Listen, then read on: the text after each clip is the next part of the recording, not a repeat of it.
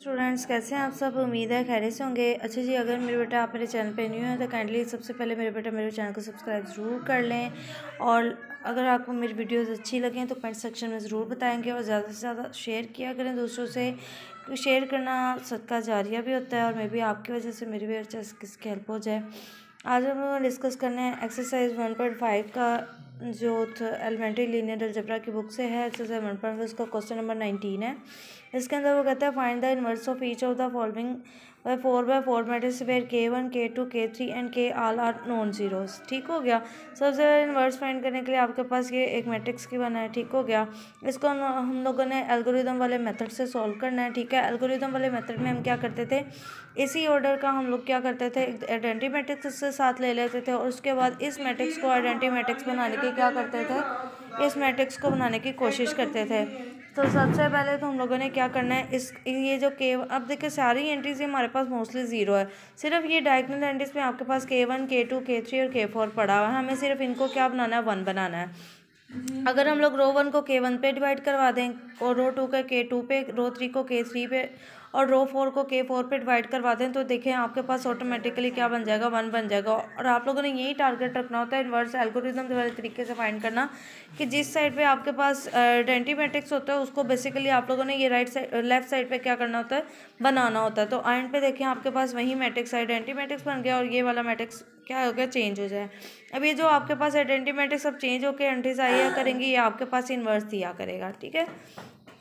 इसी तरह इसके जो अगर हम बात करें क्वेश्चन नंबर 20 की भी, तो क्वेश्चन नंबर 20 के अंदर भी सेम इसी तरह की चीज़ें हैं। ठीक है। बहुत ईजी सा मेथड यूज़ किया हुआ है। आपके पास क्वेश्चन 20 का मैट्रिक्स की बना है और एक तरफ हम लोगों ने क्या ले लिया, आइडेंटिटी मैट्रिक्स इसी ऑर्डर का ले लेना है और उसके बाद हम लोगों ने इसी मैट्रिक्स को क्या बनाना है, आइडेंटिटी मैट्रिक्स बनाने की कोशिश करनी है बाय रो ऑपरेशन से। ठीक है।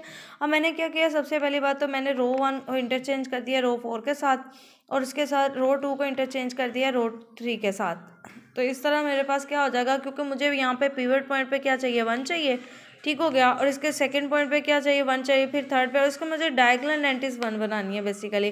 तो ये देखें ये मेरे पास लेफ्ट डायगोनल के बजाय राइट डायगोनल गिवन है, तो मैं पहले इसलिए शिफ्टिंग की है ताकि ये मेरे पास प्रॉपर तरीके से क्या हो जाए, वो उस डायगोनल के फॉर्म में आ जाए। ठीक है। उसके बाद क्या करना है, इन सबको 1 बनाने के लिए ईच रो को उसके ही इस जो भी कांस्टेंट नंबर वेरिएबल दिया हुआ है उससे डिवाइड करवा देंगे।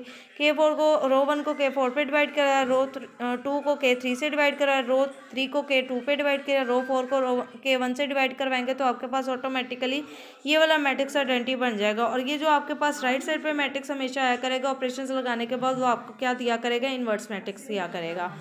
बात करते हैं क्वेश्चन नंबर 21 की। क्वेश्चन नंबर 21 के अंदर वो कहता है find all the values of see if any for which the given matrix is invertible.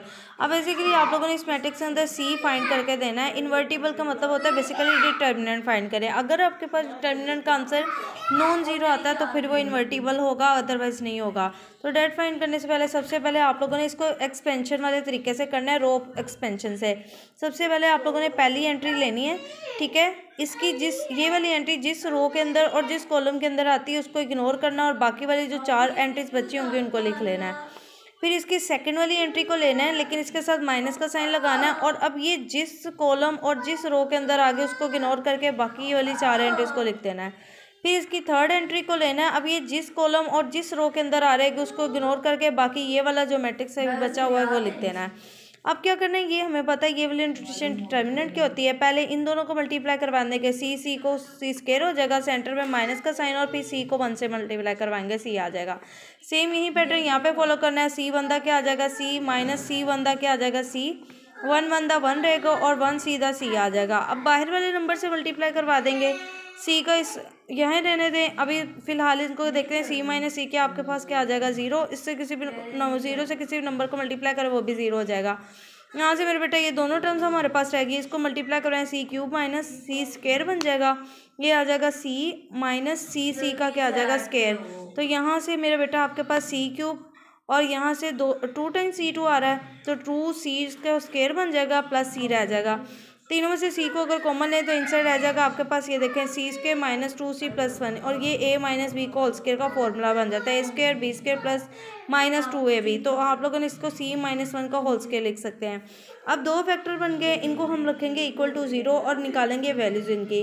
तो c, इस वाले c को भी इक्वल टू 0 रख लिया और c-1 को भी हम लोगों ने क्या कर लिया, 0 रख दिया। तो यहाँ से c की वैल्यू 0 आ गई। यहाँ पे मेरे बेटा स्क्वायर खत्म करेंगे, दोनों पर साइड पे स्क्वायर रूट ले लेंगे, स्क्वायर रूट से ये स्क्वायर खत्म, यहाँ से इधर रहेगा 1 उधर चला जाएगा। तो आपके पास c की एक वैल्यू 0 आ गई और एक वैल्यू आप लोगों के पास क्या आ गई है, 1 आ जाएगी। तो याद रखिएगा जब भी स्क्वायर रूट खत्म किया जाता है तो इसके साथ क्या आ जाता है, प्लस माइनस आ जाता है। तो बेसिकली जितनी क्यूबिक आपके पास इक्वेशन बनी थी और 3 ही इसके क्या आ गए आंसर। अब हम लोगों ने लिखना है कि this is not invertible because at c is equal 0 and as c is equal to 1 and d is invertible for all the values 0 and 1। अच्छा, हम लोगों ने कहना है कि ये 0 और +-1 के अलावा c की कोई और वैल्यू हो तो उस पर ये इन्वर्टिबल है, लेकिन c की वैल्यू अगर 0 या +-1 आती है तो फिर ये क्या होगा, इन्वर्टिबल नहीं होगा। ये इस क्वेश्चन के अंदर आप लोगों से रिक्वायर्ड किया गया था। सेम पैटर्न आप लोगों ने इसके क्वेश्चन नंबर 23 पे यूज़ करना है। क्वेश्चन नंबर 23 के अंदर वो कहता है express the matrix and its inverse as a product of the elementary matrices. सबसे पहले तो आप लोगों ने एक मैट्रिक्स लिया, ठीक है, उसके साथ एक आइडेंटिटी मैट्रिक्स ले लेना है, दोनों पे ऑपरेशंस लगाने हैं, ठीक हो गया।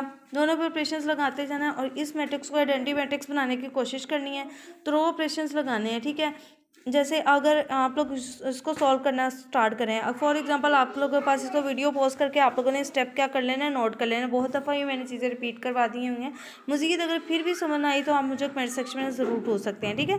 फॉर एग्जाम्पल इसको सॉल्व करते रहें और ये आपके पास राइट वाला जो मैट्रिक्स था ये आपके पास आइडेंटिटी बन चुका है और ये वाला मैट्रिक्स को वैल्यूज़ दे रहा है। अब ये जो साथ साथ हमारे पास ऑपरेशंस चलते रहे हैं ना आइडेंटिटी मैट्रिक्स पे भी, इन सबको हम नाम दे देंगे E1, E2, E3, E4।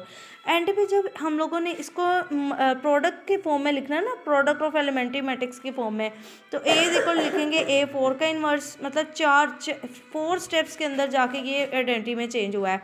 E4 का इन्वर्स, E3 का इन्वर्स, E2 का इन्वर्स, E1 का इन्वर्स। अब सबसे पहले हम लोग E1 का इन्वर्स फाइंड करेंगे, फिर E2 का, फिर E3 का, फिर A4 का। इन्वर्स कैसे फाइंड किया जाता है, वहीं आप लोगों ने फॉर्मूला याद करना है, adjoint of E over E का ही क्या ले लेना है, डिटर्मिनेंट ले लेना है। सबके जब आंसर आ जाएंगे ना मेरे बेटा, उन सब का आपस में प्रोडक्ट करवा देना और वहीं आपके पास क्या बन जाएगा, आंसर बन जाएगा। ये मैं आप लोगों के लिए छोड़ी, आप लोगों ने कमेंट सेक्शन में मुझे ज़रूर बताना अगर आप लोगों ने इसको कंप्लीट सॉल्व कर लिया और आप लोगों से वाकई ये चीज़ एडजॉइंट लेना भी आ जाए, इन्वर्स लेना भी आ जाए और आपको डिटर्मिनेंट लेना भी आ जाए।